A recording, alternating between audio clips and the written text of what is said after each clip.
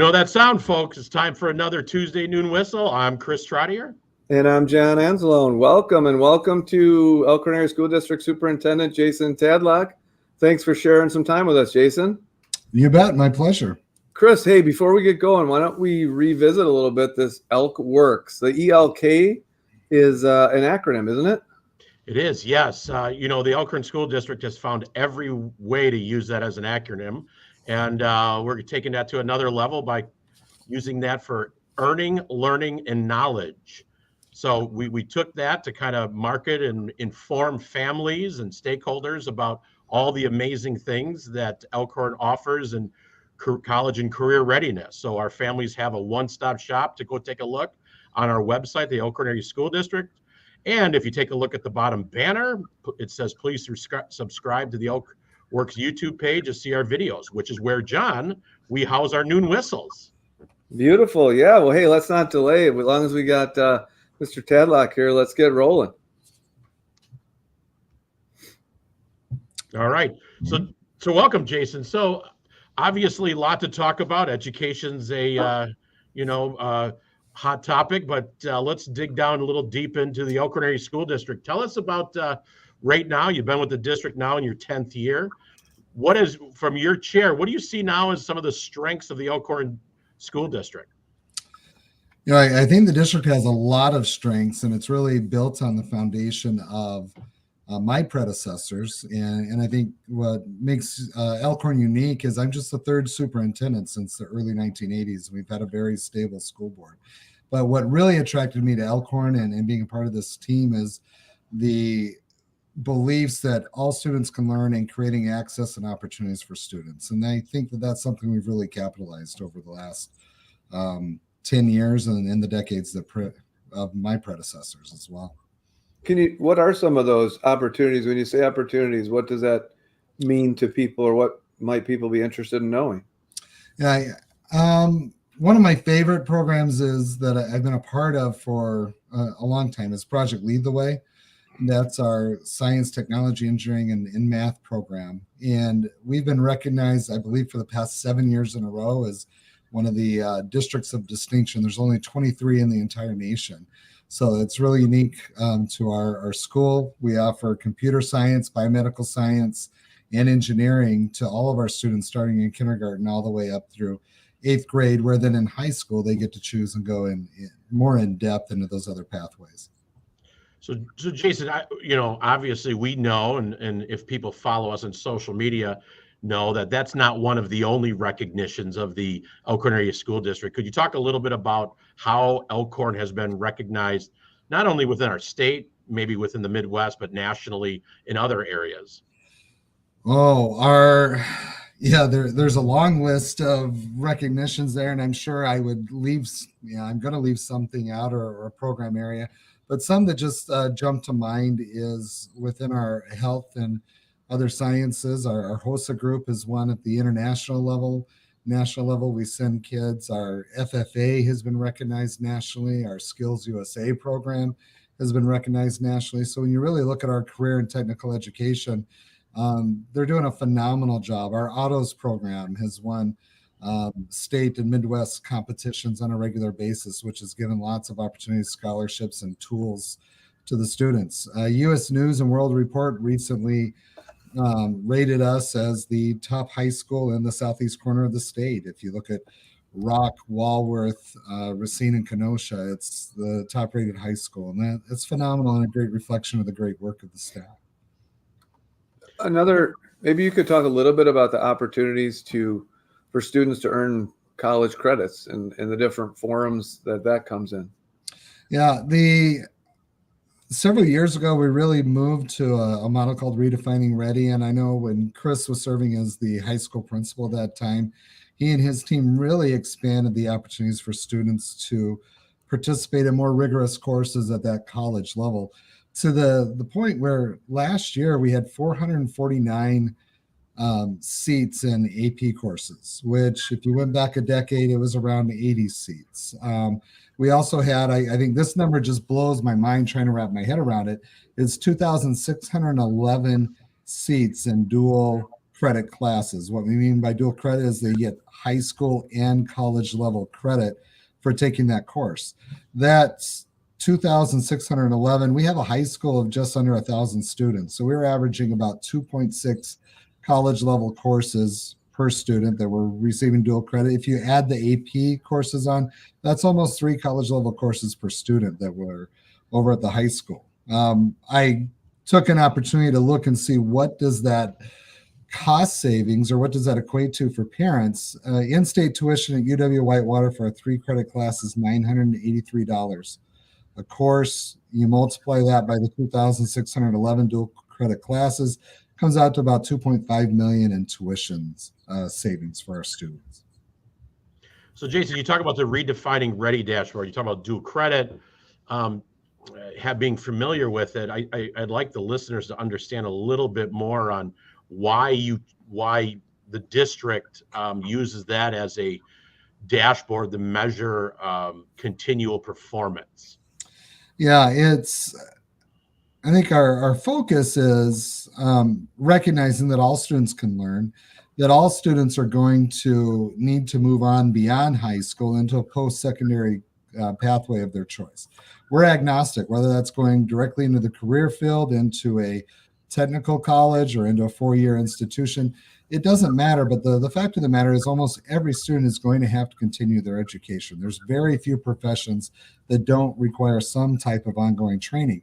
And our mission, our job is to make sure that each and every one of our students are prepared to be successful in that endeavor, getting students exposure into those college level rigor courses while in high school, having success while in high school and completing that helps astronomically with their retention as they go into college, their confidence level, and their ability to move forward from a skill set standpoint and be successful post-secondary. Something for everyone. Absolutely. And then on top of that, and again, huge credit to our program like our ElkWorks, to Joanne Pella, and also, the Career and College Academy now and options as well, where it's been a focus. But we had 324 industry certifications completed. Again, that's with a graduating class around 250 students. We're averaging more than 1 industry certification being completed per graduating senior, which is just phenomenal. And I think what you bring up too is interesting, is because Elkhorn is really trying to, pivot from what was a traditional, not that it's not important, because like you said, we're agnostic, but looking at the credentialing, the stackable credentials, the transferable skills to ensure no matter what your post-high school goals are, that you are more than ready for that next opportunity.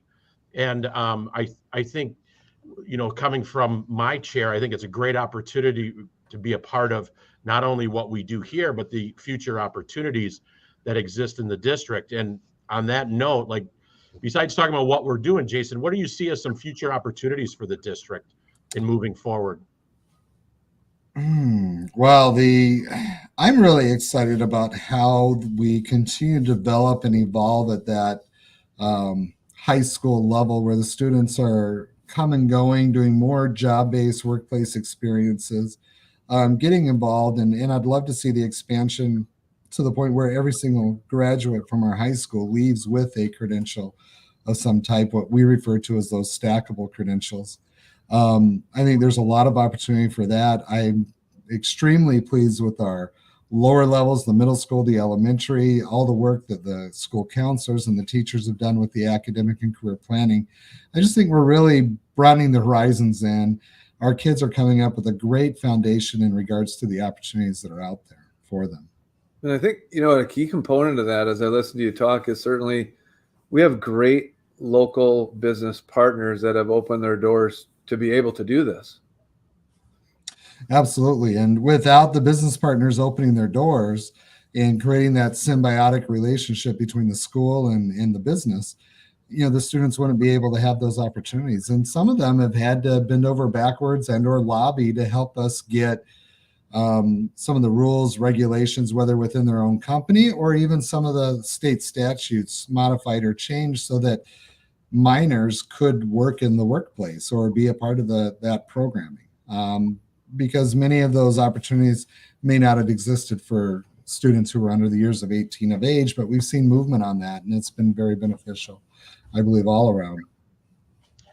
Yeah. So as we talk about, not only the exciting, amazing things that are going on at the Elkhorn School District and all the things that are opportunities that our kids are taking advantage of and amazing people, and we have, where we're going about scaling up the work and continue to see those opportunities. What are some potential challenges? I mean, every organization has some challenge they face. What do you see moving forward as some challenges or for the district or public education in general?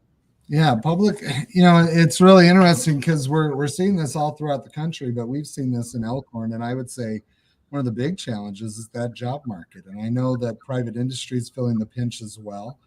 When I first started in Elkhorn, we'd have upwards of 300 applicants for an elementary position. We're down to 30 or 40.